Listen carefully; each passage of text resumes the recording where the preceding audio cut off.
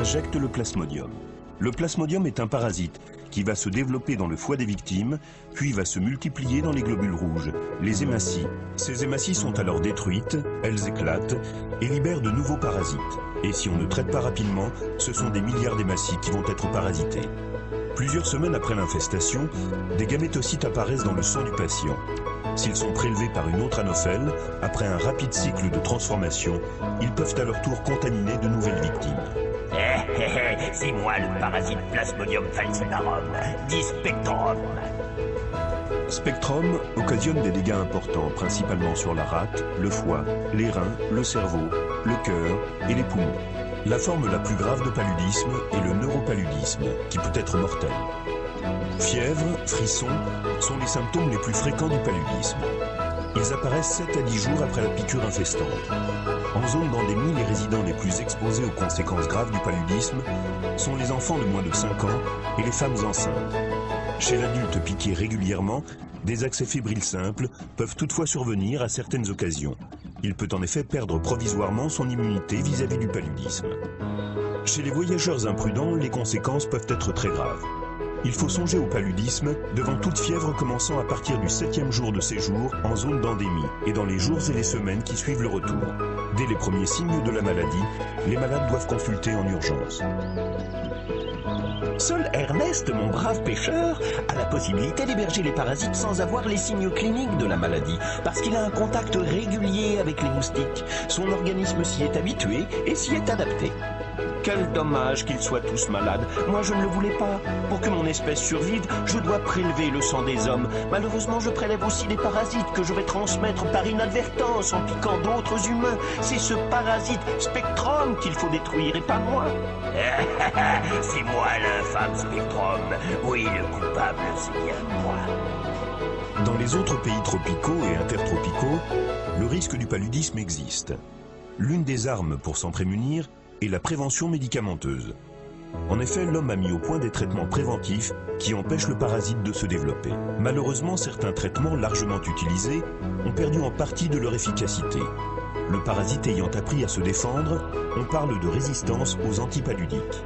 Il existe des associations de médicaments qui permettent de mieux combattre la résistance des parasites, même si elles n'ont pas 100% d'efficacité. Elles permettent toutefois de mieux se protéger contre l'infâme Spectrum. Notre businessman doit prendre régulièrement un médicament qui va empêcher le développement du parasite dans son organisme.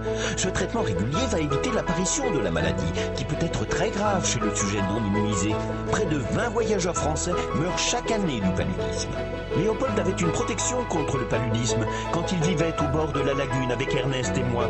Je le piquais régulièrement et c'est grâce à moi qu'il était protégé. Maintenant qu'il vit là où mes sœurs ne peuvent proliférer, il a perdu sa prémunition. Léopold devra se prémunir comme le voyageur. En Afrique, mes sœurs et moi avons trouvé toutes les conditions favorables à notre prolifération. Eau et chaleur. La cohabitation avec les hommes se passerait sans accroc s'il n'y avait pas cet infâme Spectrum.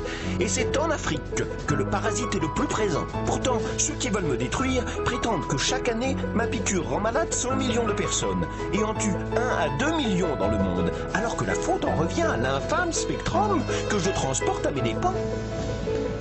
L'aventure de nos amis peut être évitée par la prise prophylactique d'antipaludiques adaptés, et aussi grâce à des moyens simples, comme la moustiquaire qui protège contre les piqûres. Pour les femmes enceintes, l'OMS recommande la prise d'une chimioprophylaxie pendant toute la durée de la grossesse. Jusqu'à l'âge de 5 ans, chez les enfants à risque, une chimioprophylaxie est indiquée. Dans tous les cas, en cas de fièvre supposée palustre, il faut agir très rapidement et prendre un avis médical. Tes jours sont maintenant comptés, Spectrum.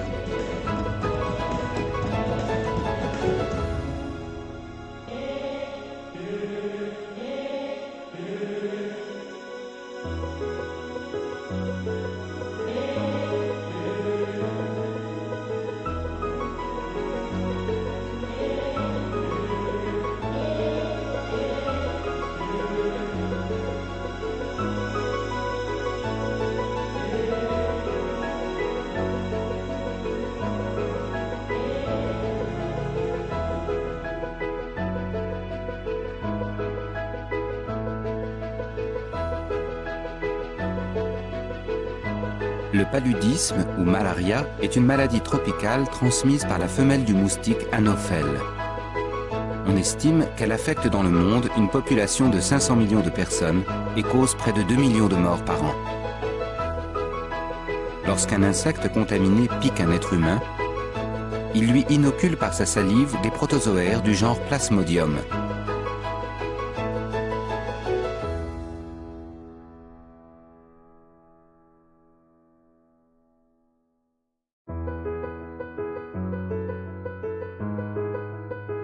Les parasites gagnent par la circulation sanguine le foie, où ils se concentrent et se transforment.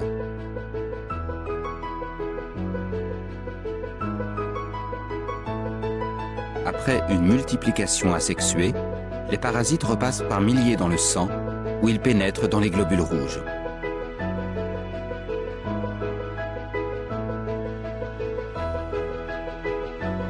Ils y reprennent leur reproduction jusqu'à l'éclatement des cellules hôtes et continuent ainsi leur propagation.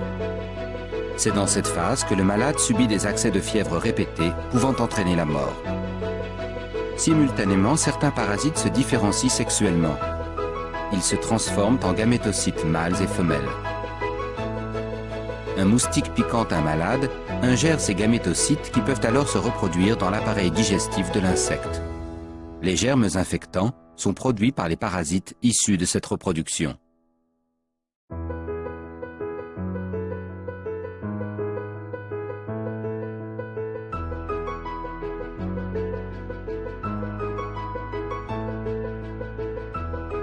Lorsque ce moustique contaminé pique un individu sain, il lui inocule la maladie. Le cycle du parasite peut ainsi se répéter indéfiniment.